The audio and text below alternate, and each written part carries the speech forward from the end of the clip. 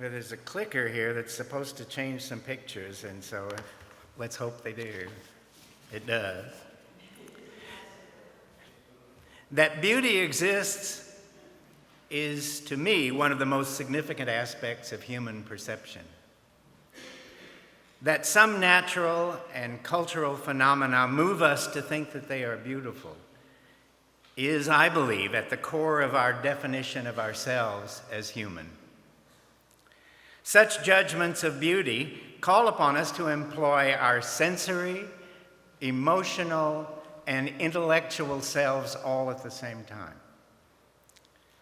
Central to my thinking about the beautiful has been my relationships with others. For purposes of this brief discussion, I'll focus on the most important relationship of my life so far, that with my beloved husband, Russell. I was so pleased to have David honored today. I love David, and some of the people we've lost in our community are very special to us. Our partnership, later marriage, lasted for 39 years until his death in 2015. Since I'll be 78 in less than a month, it represents half my life. How fortunate is that? Finding beauty was a major portion of our relationship, of what our relationship came to mean to both of us. Here are a few samples.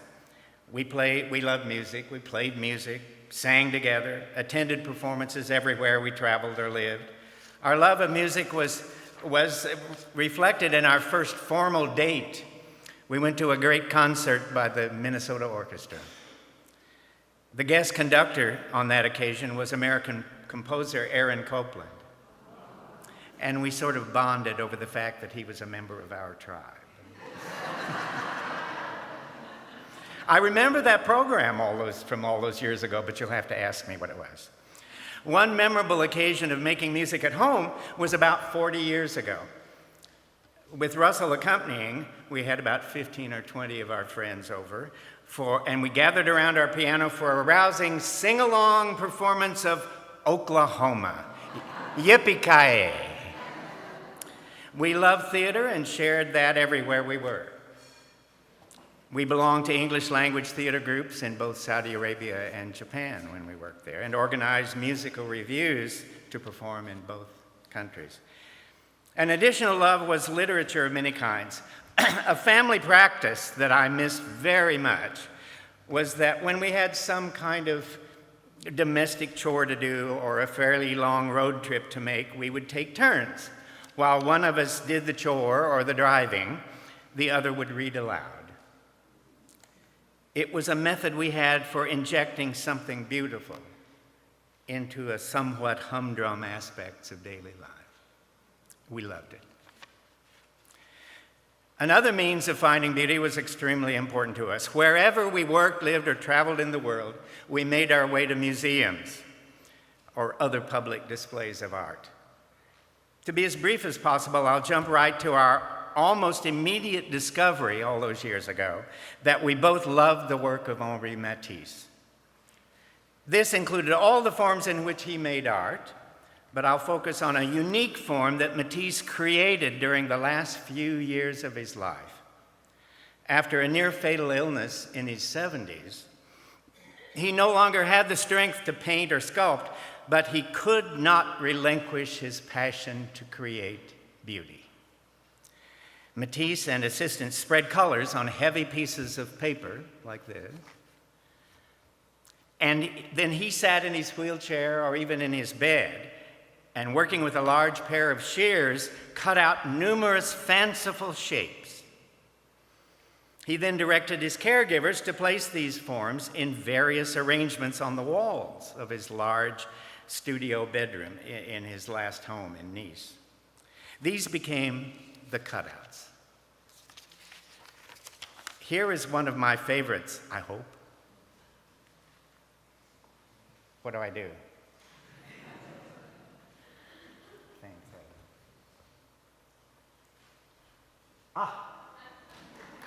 Yay!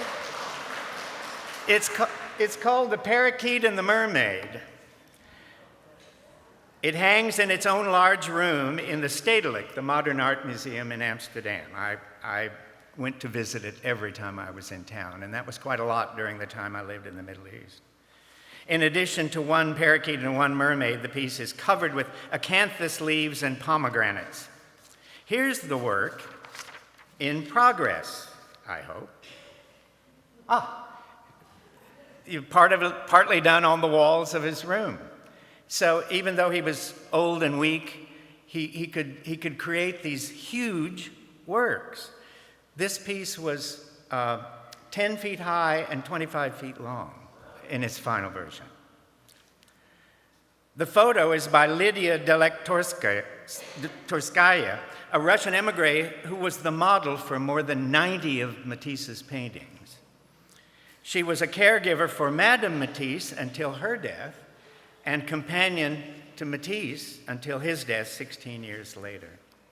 Here's a second of Lydia's photos. They're out of order. That's the one it should be. Here's a second of her photos of a work in progress. The finished work is now in the National Gallery in DC. We love the cutouts, and ironically, they helped form a parenthesis to our relationship.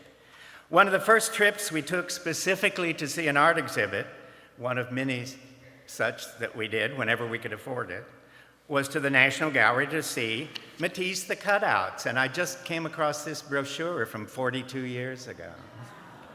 It was wonderful. This piece, called 1001 Nights, it's not in color, but this one is in the Carnegie in Pittsburgh, and when Russell was in grad school in Pittsburgh, I hung out with this cutout a lot.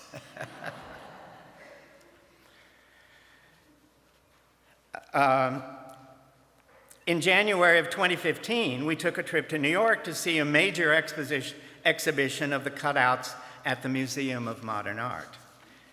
We didn't know it at the time, but this would be the last trip we'd ever take of that kind. Russell died unexpectedly 3 months later. This work, there's a big book here published by MoMA. I'll have it down in the front if anybody would like to come down and examine. I'd like everybody to come get up so you could actually see this, because as to share our love of Matisse, I brought two items. First is one of the two lithographs we managed to acquire, not being the kind of people who could hang a Matisse in a foyer, but we did get this and one other. It's one of 40 images Matisse drew in the last year of his life for a collection of poetry from the French West Indies. The other item is a poster of a well-known cutout called Femmes et Singes, Women and Monkeys or Women and Apes. The original, it was a cutout, and of course, the original is in the Ludwig Museum in Cologne. And the original of this is 2 feet tall by a little more than 9 feet long. So even as an old man, as I say, he could create these huge works, but he could still draw the small works. Please feel free to come up after the service to examine the pieces and ask about them. The music, theater, literature, and art we shared and collected has helped me to retain the beauty of our relationship. My closing wish is that all of you in this community that I love so much may find beauty in your relationships and experiences, and that all of you may spread that beauty around. Thank you very much.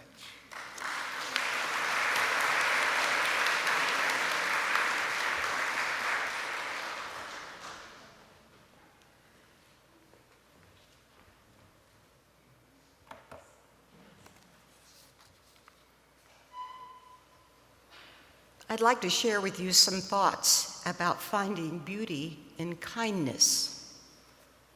Late last month, a small CNN news report told of a young shop worker, a teenager, who took the time to help a young girl with autism who was struggling getting new shoes in an English shoe shop. The girl wanted to try on shoes, but in a busy store, she quickly experienced sensory overload. The clerk came over and asked if he could help. He calmly sat down on the floor with the girl and started talking to her.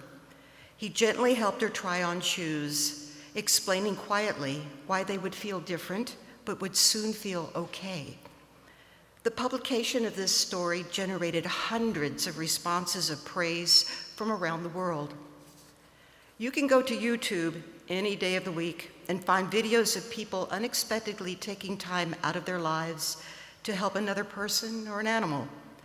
This is apart from the help that many people compassionately give in times of catastrophe, distress, and danger. What is it about these small, seemingly unimportant acts of kindness that touch the heart, and what do they have to do with beauty? Beauty is typically defined as that which gives pleasure to the senses, so it's natural that we usually associate beauty with things that we see and hear: works of art, music, landscapes, faces. But beauty is also that which exalts the mind or spirit.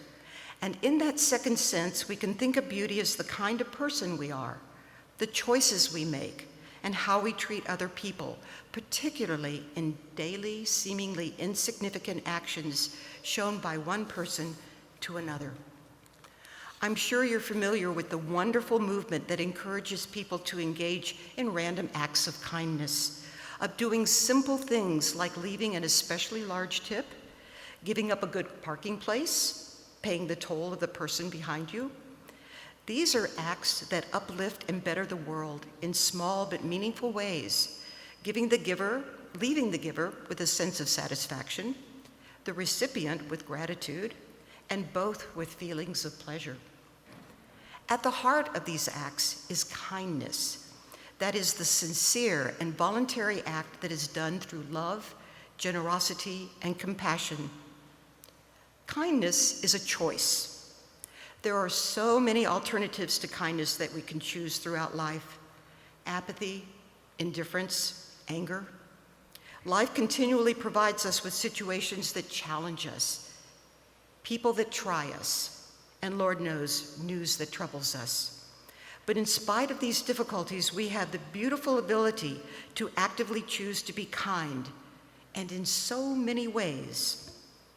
If we think about kindness a little further, some words that might come to mind might easily be helpfulness, thoughtfulness, compassion, courtesy, and generosity, all words that generate very positive feelings. I suggest that at the heart of these feelings is love. Love is the foundation of all that we do that is benevolent and empathetic. Kindness is a form of love. It is love in action. To understand kindness, it's not enough to read or talk about it. Words fail to capture the magnitude and richness of the experience of kindness. Indeed, the only way to really understand it is to experience it. We need to extend ourselves into the beauty of what can be felt. Only then can we grasp the impact and importance of kindness. It's the only way to understand what kindness means to others, to ourselves, and to the world. Kindness is an antidote to the negativity in the world.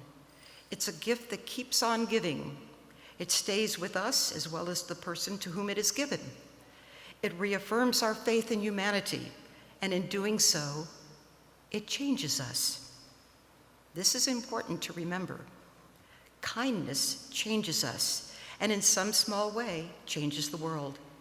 Because it brings out the very best in human nature and can quickly spread from person to person, kindness is an impetus for change. It's a bridge to peace and harmony. It lightens burdensome loads. It strengthens bonds. It can diminish bitterness and blame. It is a potential path to happiness. Kindness goes beyond simplicity. It is satisfying. Kindness goes beyond invigorating. It's inspiring. It's not just touching, it's transforming. Kindness is our way of showing and promoting love in the world, and that is real beauty.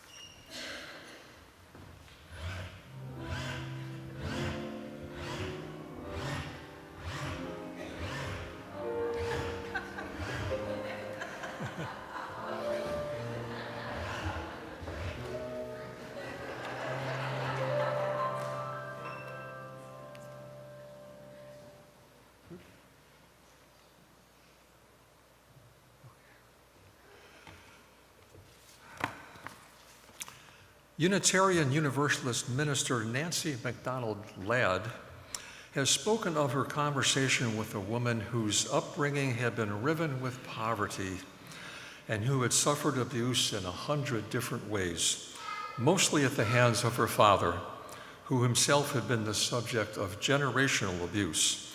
She had been able to rise above those wretched circumstances. Reverend Ladd felt compelled to ask, "How are you so different from him?" She replied, "Because I can still see beauty and he can't." Being able to see the beauty around us isn't just a nice quality to have, it's essential. Reverend Ladd refers to the saving power of beauty. And as the Reverend Joe Cleveland has noted, some beauty is easy to see, but I think there's a lot of beauty that I wouldn't notice if I didn't practice looking for it. During the summer of 2010, our family of four was between houses, temporarily living in a third-floor, two-bedroom apartment in a nice old courtyard building in Southeast Evanston. We were a little cramped, but it was a good experience getting to know that part of town as residents rather than as just occasional restaurant goers. One Sunday morning, I decided to walk to church. Heading up Elmwood, I became aware of little snatches of a melody, someone singing, perhaps. I swiveled my head around, and there in the park across the street, I glimpsed a young mom pushing her toddler in a swing and singing. Not wanting to intrude upon their intimacy, I quickly faced forward but slowed my pace and strained my ears to hear more. I could hear little bits of her song but couldn't identify it. Perhaps that small element of mystery helped make the moment even more beautiful and special. A few weeks ago, I was walking our dog Louie in our Skokie neighborhood. I happened to see a man and a woman in front of their house carrying a long extension ladder. In the middle was a small child. They were at either end of the ladder. In the middle was a small child reaching up, determined to be part of the action, proudly helping to carry it. Another nice moment. What is the lesson here? When you're out walking, keep your head on a swivel? Maybe. More likely it is if you look for beauty, you will probably find it. The fun is in discovering where you'll find it.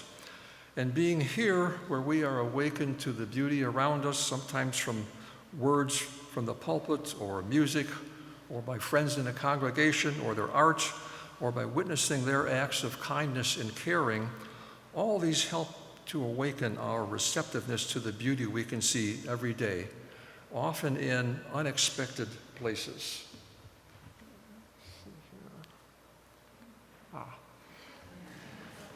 Perhaps before filling a bowl with your breakfast oatmeal, you will notice the beauty in this everyday object. It seemed a shame to put the oatmeal in after I saw that.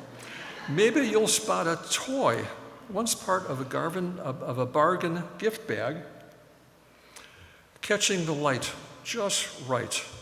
If you have a pet, there will be bountiful examples of their kind of beauty, ranging from the cute and funny to the majestic.